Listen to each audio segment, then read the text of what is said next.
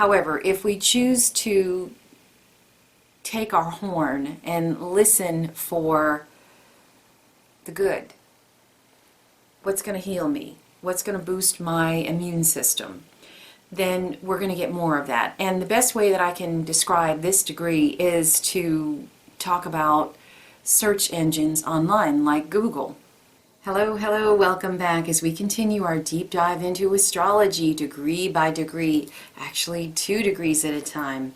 Today we're on Aquarius Leo 2. Thanks for being here. Give me a like if you're enjoying these videos, subscribe for more. Without further ado, let's jump into Aquarius 2.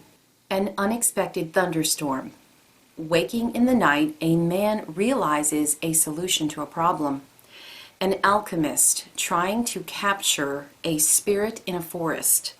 A woman strolling in a garden. She is unaware she is being watched by elves. From a blue sky, a torrent of rain suddenly begins to fall. The stone here is Thunder Egg. It helps clear negative energy and emotions. It promotes peace and balance. It boosts immune system, promotes healing. Both stones will be in the description if you'd like to take a closer look. So yesterday we had the Adobe mission being built even in hospitable conditions. Here we have the possibility of a thunderstorm that can wash it all away. So I think the message here, it's twofold. Number one, things happen unexpectedly through nature that can render things that look like they are absolutely permanent forever, and all of a sudden they're just gone. So that can happen. So unexpected natural disasters having to do with water, rain. The other thing that this is saying is that rain is emotions and also the flow of ideas, the flow of inspiration, money. And unexpectedly, out of the blue, on this degree, it is possible to have brilliant ideas. Capture them, write them down, because it could be very helpful to you. So, unexpectedly getting great ideas from nature. So, unexpected natural events. Thinking something is permanent and it may not be. Issues around that could come up today. But again, having the fortification from within, the inner strength, the inner ties to our spiritual nature help us always see the way through. Inspiration can come in spurts and unexpectedly, and we need to be prepared. When we see it and we feel it, we write it down, we capture it, we act on it. The woman looking in the garden, she's strolling in the garden. This is also saying that nature spirits are all around us. They want to help us. They're just waiting for our cues. Or that they're waiting to pounce. And it's a matter of perspective. So if you think you're going to find treasures every day, somehow you do.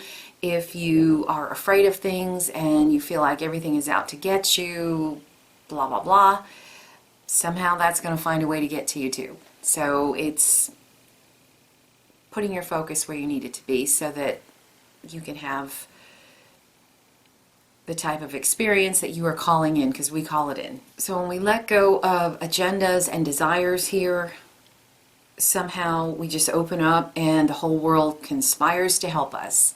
Let's take a look at Leo 2. An epidemic of mumps. Among a host of dreamers, a dream spreads like wildfire. An argument over a detail of metaphysics. On the surface of water, flecks of dust floating. A horn of brass to be used as a hearing aid. The stone here is green spinel. It enhances inner beauty, radiates charm and positivity. Here we have one idea, one person that can spread an epidemic. So it can be literally one person infecting others through positivity or negativity, and it's our choice. We decide. Here, dreaming is very strong. Our imagination is very strong, and we're being reminded to keep our thoughts, quote unquote, clean. So if we allow ourselves to focus in and listen to things that, like, it's fear mongering, we're going to be fearful. We're going to make decisions based on fear, and that is never a good thing.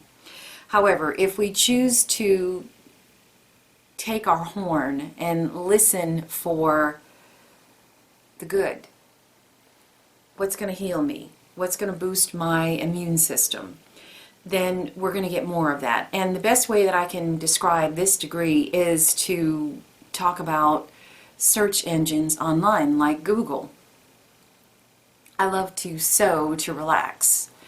And the other day I was noticing this beautiful design, and I wanted to know how to make this dress, but I couldn't quite find it. I wasn't putting in the right keywords. But I kept looking at pictures of it and oohing and ahhing. And I looked at, there were two examples. One was a dress, one was a vest. And I just loved it. I kept looking at those images, and I tried different ways that day to find a way that I could make it, because I'm learning how to sew and I want to make it. Well, within 2-3 days, those intense searches yielded exactly the video how to make each one. Well, one was a video, it was like bam, direct hit. I now know how to make it, I will be making it. And the other was interesting in that I wasn't looking for how to make a vest, but I was looking for vintage patterns. And that search yielded me patterns in the shape of the vest that I was looking at. It's like, aha, oh, that's how you do it. So that's how the universe works. That's how our mind works. That initially, if we ask for something, it may take a couple days to get back to us, but just like a Google search, it will yield us exactly what we're looking for. So if we're looking for things to be fearful about, if we're looking for ways that, oh, how am I not going to be able to feed myself, we're going to be brought that back on a silver platter. If we're looking for ways to boost our immune system naturally heal our bodies, naturally make things with materials we already have, we're going to find that. So the key is fine-tuning here. Keep fine-tuning until you start to experience the kind of flow that you're looking for. Otherwise, the dust keeps floating around in the air, and we get what we put in our search engine. Our mind is the search engine. So keep those lines clear, and the perceptions that we have and the results that we get are clearer and clearer. Otherwise, we can affect our ability to operate. The stage here is like that of an infant. And if we pollute our mind with things that are not helpful, then we're going to affect our ability to be creative. Here, there's an ability to magnify the things that we look for.